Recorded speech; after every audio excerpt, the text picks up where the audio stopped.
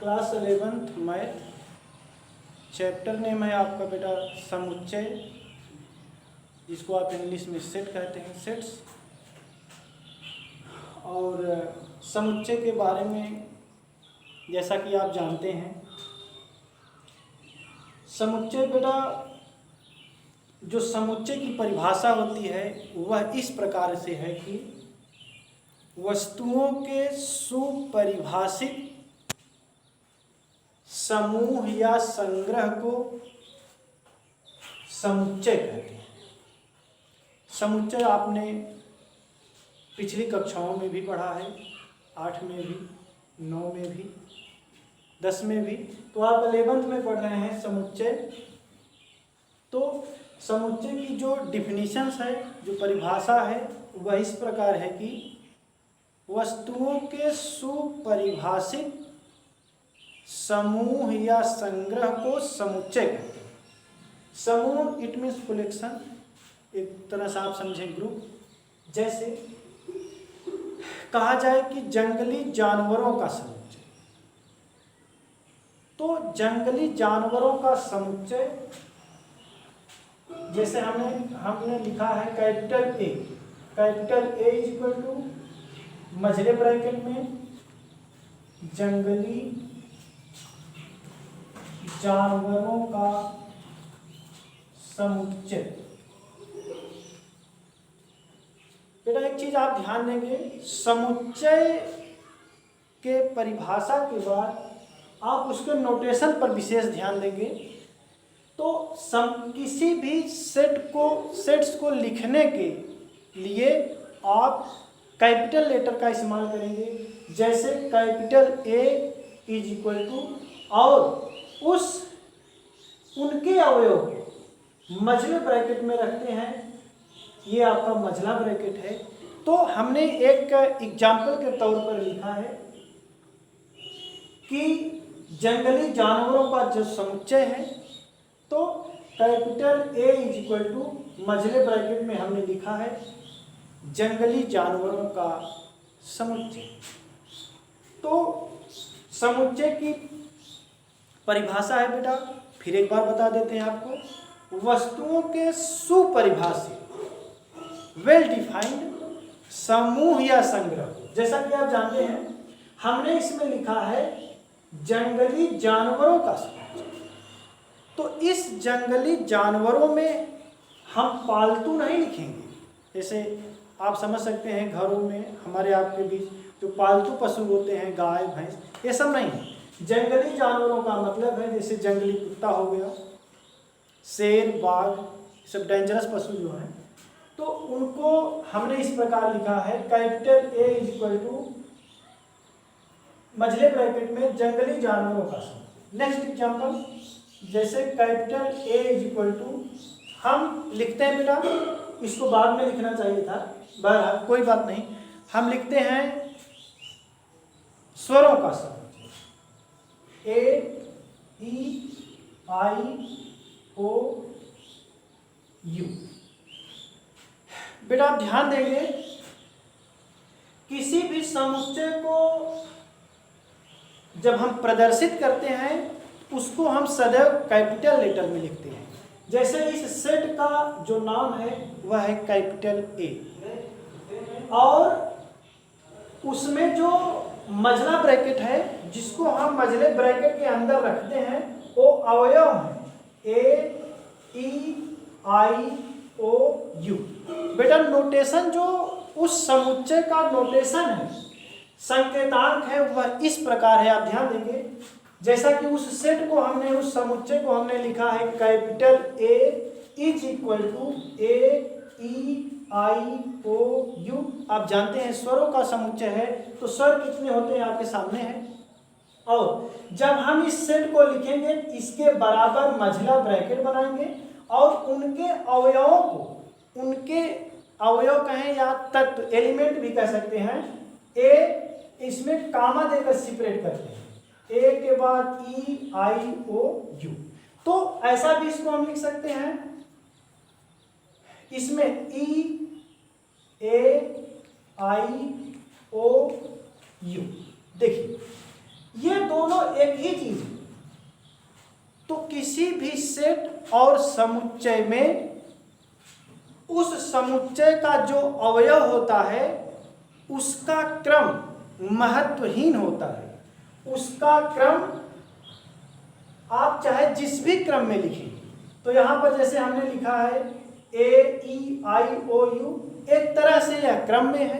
तो फिर बाद में हमने लिख दिया है ई ए आई ओ यू, तो ये दोनों एक ही चीज है, सेम। तो हमने बताया आपको कि किसी भी समुच्चय में उसके अवयवों का जो क्रम होता है वह महत्वहीन होता है, आप किसी भी क्रम में लिख सकते हैं। और एक चीज, जैसे समुच्चय के अवयवों को जब आप लिखेंगे तो उसमें किसी भी समुच्चय के अवयव को आप 2 बार नहीं लिखेंगे, 3 बार नहीं लिखेंगे, सिंगल बार लिखा जाता है। तो जैसा कि हम यहाँ पर लिख देंगे ई, फिर ई, ए आई ओ यू, तो ये ठीक नहीं। परिभाषा एक आर्बिट्रेरी रूल मतलब रूल के खिलाफ है।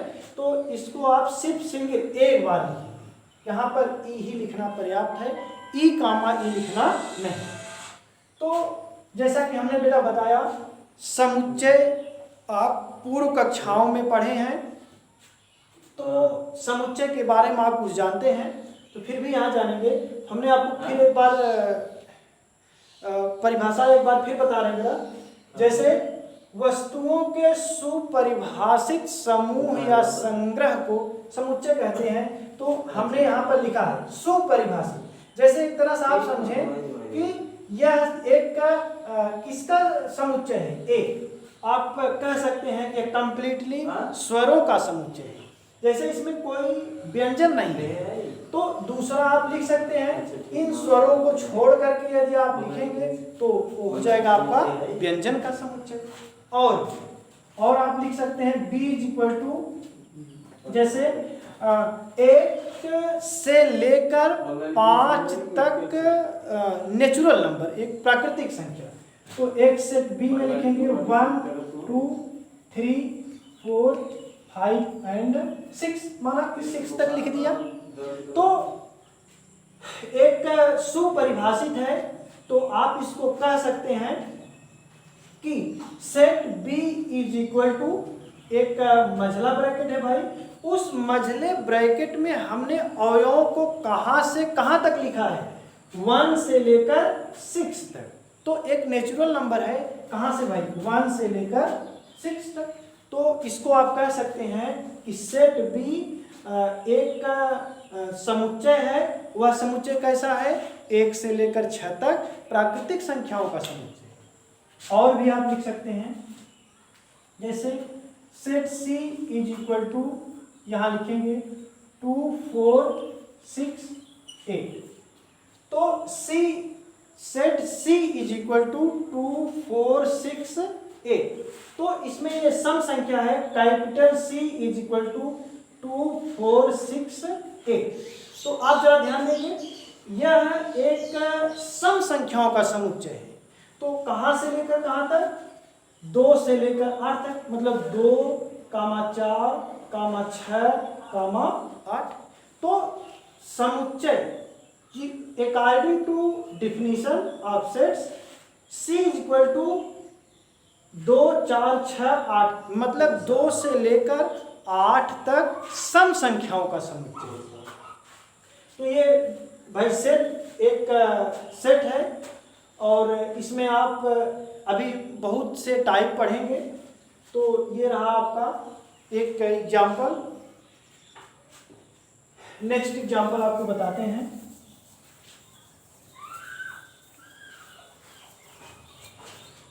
जैसे आपका हो गया, ये तो पहले हमने बताया जंगली जानवरों का समुच्चय। अब नेक्स्ट सेट आप समझ सकते हैं, जैसे पालतू जानवरों का समुच्चय। तो पालतू जानवरों में आप लिख सकते हैं भाई गाय, बकरी,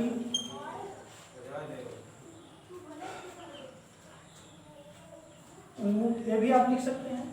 तो ये पालतू पशु हैं, ये पालतू जानवर हैं, जिनको हम किसी भी कृषि कार्य में या किसी भी चीज में यूज करते हैं।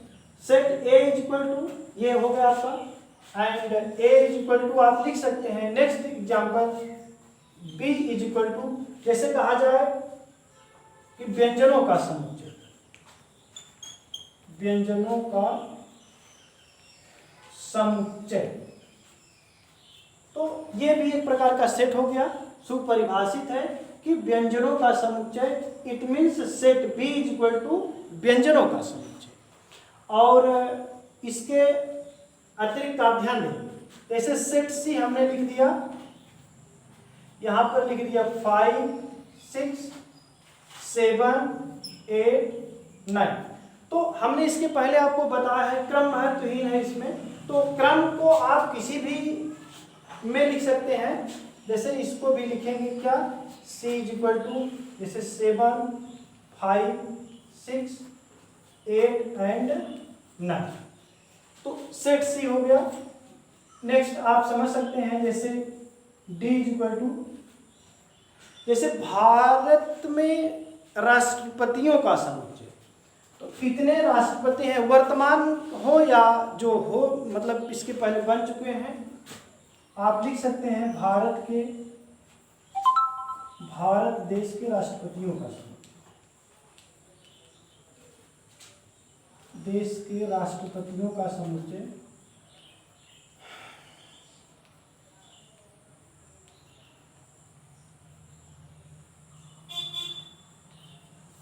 तो ये एक प्रकार का सेट हुआ। तो set D is equal to Bharat देश के राष्ट्रपतियों का समुच्चय, और ये सब है। नेक्स्ट एग्जांपल आपको बताएंगे।